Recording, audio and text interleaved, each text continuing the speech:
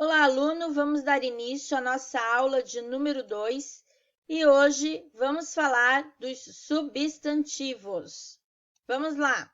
O que são substantivos? Substantivos são palavras que dão nome às pessoas, às coisas e às situações.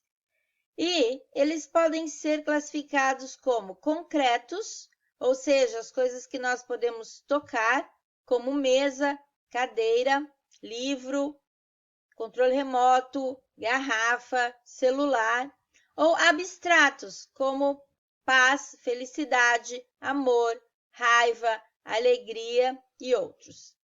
No inglês, além de serem classificados como concretos e abstratos, nós também vamos classificá-los como contáveis e incontáveis. O que seriam os substantivos contáveis? Os substantivos contáveis são aqueles que variam em número, ou seja, eles vão ter uma forma no singular e no plural. Então, eu falo boy, boys, book, books.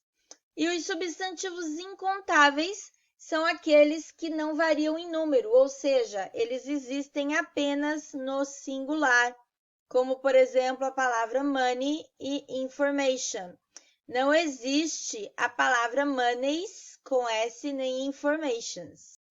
Bom, os substantivos são sempre o sujeito ou o objeto da oração. Então, aqui no exemplo, nós temos The house is very big. A casa é muito grande. A palavra house é o sujeito, logo, ela vem antes do verbo, porque ela está conjugando o verbo. Quando eu digo I bought the house on the corner, a palavra house é o objeto da oração, logo, ela vem depois do verbo. Bom, o que é que vai acompanhar o meu substantivo? Vamos lá, eu tenho aí os artigos indefinidos, o a e o n, que nós vamos ver como é que a gente usa cada um deles, mais o substantivo. Então, eu digo a girl. Também podemos ter o padrão do artigo indefinido, mais um adjetivo e um substantivo. Então, esse adjetivo está dando qualidade ao meu substantivo, então eu digo a beautiful girl. Também tenho aí o artigo definido, a, o, as, os, mais o substantivo, the house, a casa. Ou também o padrão do artigo definido, mais o adjetivo, mais o substantivo, the big house. Além dos artigos definidos e indefinidos, também vamos ter em inglês o que nós chamamos de quantifiers, que são palavras que vão indicar em que quantidade aquele substantivo se encontra. Então, eu digo a lot of e lots of para me referir a muitos, much e many, também muitos na interrogativa e negativa, o much para incontável e o many para contável, mas nós vamos aprendê-los depois.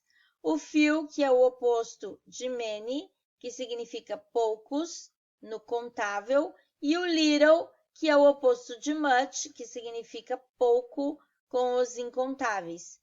E também temos aí o some e o any. Na prova da EPICAR, é muito comum eles cobrarem exercícios trazendo aí o uso do N e do no, né? A gente vai dar uma olhadinha nisso aí daqui a pouco. Então, eu digo assim, I have a lot of friends. Então, eu tenho muitos amigos. Veja que aí o a lot of ele vem antes do substantivo friends. She has little money. Ela tem pouco dinheiro. Então, o little também vem aí antes do substantivo money. Nessa aula, nós falaremos apenas do a e do n e do the. Então, vamos lá.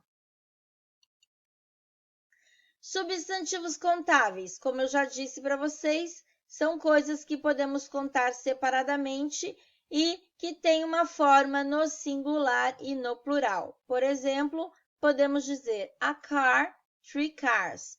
Um carro, 3 carros. Normalmente, usamos o a e o n e artigos antes deles. Então, a book, the book, ou então um número, two books, para indicar a quantidade com a qual ele aparece aí na minha oração. Se eles estiverem no singular, usamos um verbo no singular. Se eles estiverem no plural, vamos usar o verbo no plural. Então, eu digo, this car is very old. Este carro é muito velho. Those cars are very old. Aqueles carros são muito velhos.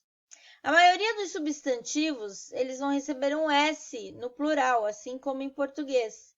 Então, eu digo book, books, mas existem palavras em que o plural é irregular, como foot, pé, feet, pés, child, criança, children, crianças, ox, boi, oxen, bois. Então, são aí os plurais irregulares. E os substantivos incontáveis são coisas que não podemos contar separadamente. Por exemplo, podemos dizer ouro, mas não podemos dizer um ouro, dois ouros, porque ouro é um metal. Como não podemos contar, não podemos usar os artigos indefinidos a e n com esses substantivos, porque o a e n significa um. E se eu não posso contar, não posso dizer que tem um. E com os verbos incontáveis, o verbo é sempre usado no singular. Peace is what the world needs. Paz é o que o mundo precisa. Bom, quais são os exemplos aí de substantivos incontáveis? Palavras abstratas, coragem, paz, educação, courage, peace, education.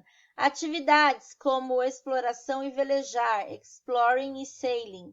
As áreas de estudo, as matérias da escola, geography, history. Comida, corn, chocolate, fish. Gases, air, oxygen, steam. Líquido, water, milk. Coffee, materiais, cotton, plastic, forças da natureza, cold, electricity e partículas, sand, sugar, salt. Também vamos ter aí algumas outras palavras que normalmente aparecem sempre aí no singular. Advice, conselho, furniture, móveis, mobília, money, garbage, lixo, luggage, bagagem, equipment, equipamento, homework, tarefa e work, trabalho. Bom, turma, agora vamos fazer o download dos exercícios a respeito dos substantivos. Faça também um download do gabarito e confira o seu trabalho. Muito obrigada e até a nossa próxima aula.